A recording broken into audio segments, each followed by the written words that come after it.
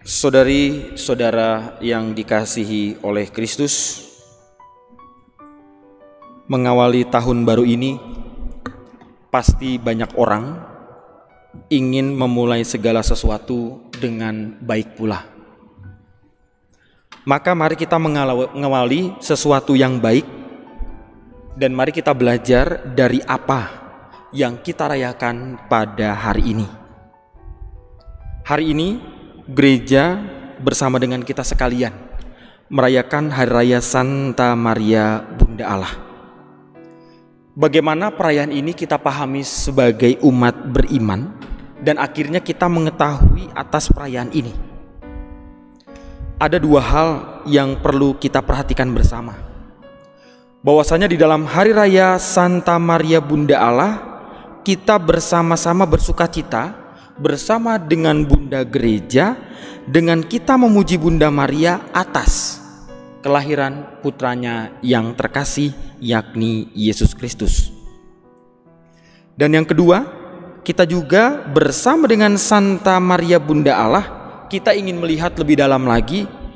Akhirnya kita tahu bagaimana Bunda Maria itu disebut sebagai sumber rahmat dan keselamatan, karena lewat Bunda Maria lah akhirnya kita menerima pencipta kehidupan.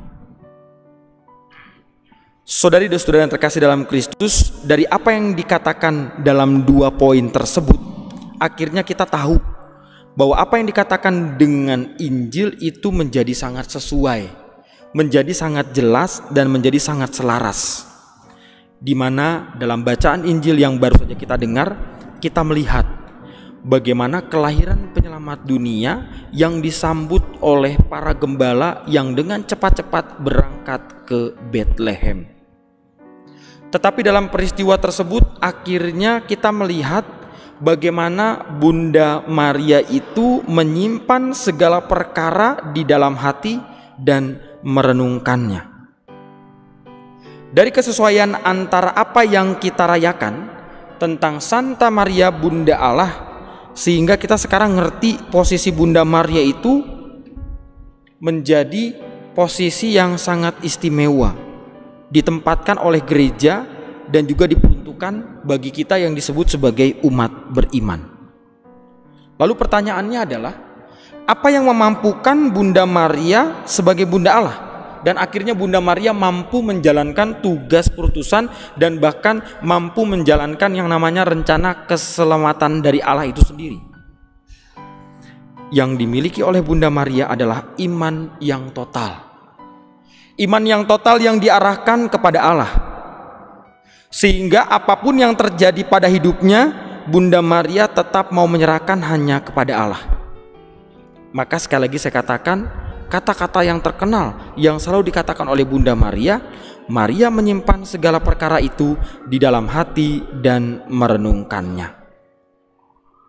Saudari dan saudara terkasih, berbicara soal menyimpan segala perkara di dalam hati dan merenungkannya, seringkali itu menjadi bagian di dalam seluruh rangkaian peristiwa hidup kita masing-masing.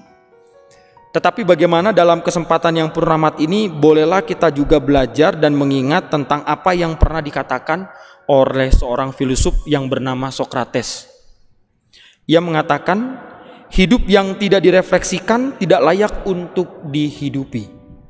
Sekali lagi saya katakan, hidup yang tidak direfleksikan tidak layak untuk dihidupi. Lewat filsuf tersebut, yakni yang bernama Sokrates, ingin mengajak kita sekalian bahwa yang namanya hidup manusia tentu berjalan bersama dengan waktu, dengan yang namanya kita mengalami pengalaman-pengalaman yang terjadi, baik dalam suka maupun duka. Sehingga ketika manusia masuk dalam pengalaman tersebut, kita diajak untuk merefleksikan setiap perjalanan hidup kita masing-masing.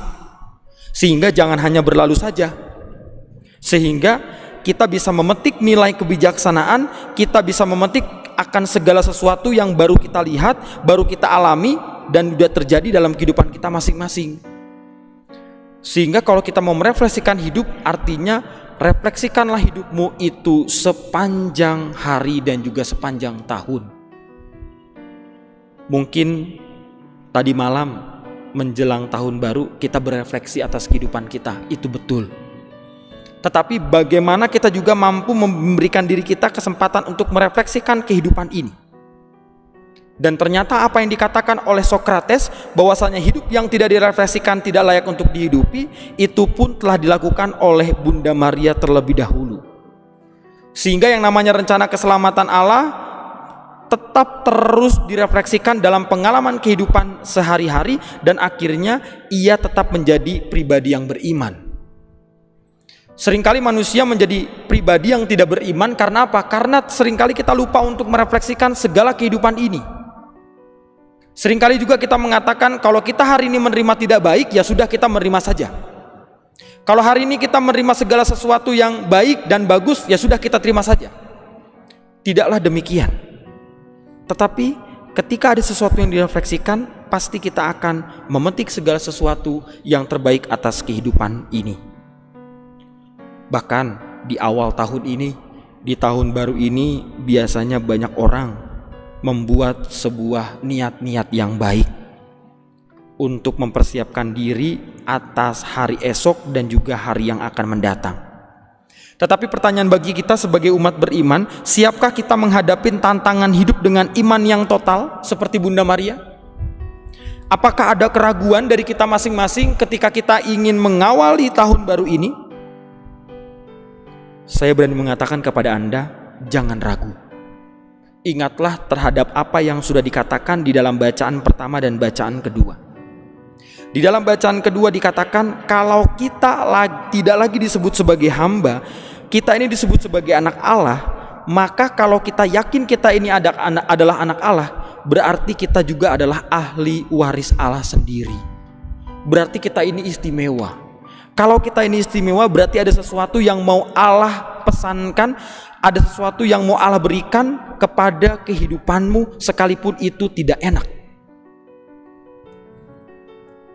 Dan di dalam bacaan pertama, kalau kita itu sungguh-sungguh bisa mengerti akan kehidupan ini, lihatlah bahwasanya Tuhan itu pasti selalu memberikan berkat, memberikan perlindungan, memberikan damai sejahtera, memberikan kasih karunia, dan juga memberikan segala yang baik atas kehidupan kita yang disebut sebagai umat beriman.